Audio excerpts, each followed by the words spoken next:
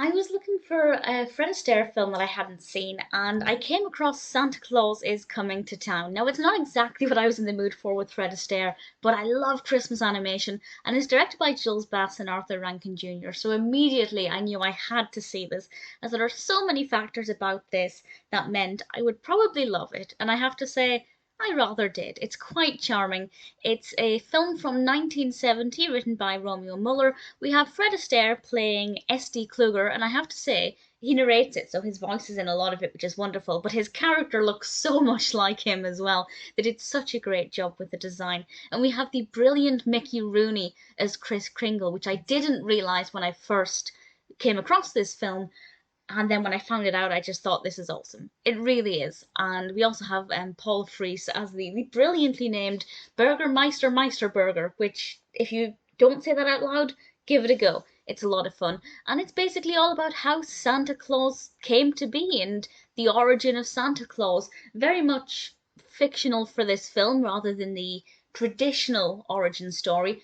But it's wonderful. It's really sweet. It's beautifully animated. If you've ever seen an Arthur Rankin Jr. and Jules Bass animation before, well, you'll know what to expect. It's the same gorgeous quality. We have a lot of snowy whites, and Santa's red outfit really pops when it needs to. The character of Kris Kringle is very likable. The narrator is a really great character. It's not the most funny, and that's absolutely fine. It wasn't, I didn't watch it thinking it was a comedy, but there are little bits of humor here and there that made me chuckle. But the story is lovely, the cast is brilliant, the animation is gorgeous. If, like me, you love Christmas animations, and particularly if you love Fred Astaire, Santa Claus is Coming to Town is definitely one to watch. If you've never seen a Jules Bass and Arthur Rankin Jr. before, this is a pretty good place to start because I feel like it's a pretty good representation of the kind of quality you get with their work.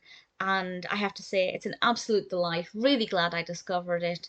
If you haven't seen it and it sounds like your kind of thing, which I hope it does, definitely check it out. It's less than an hour. It's bordering on being a feature film, 40 something minutes.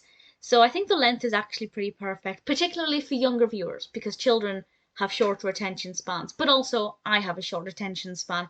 So I think the length's perfect. Really thoroughly enjoyed it. Cannot recommend it enough.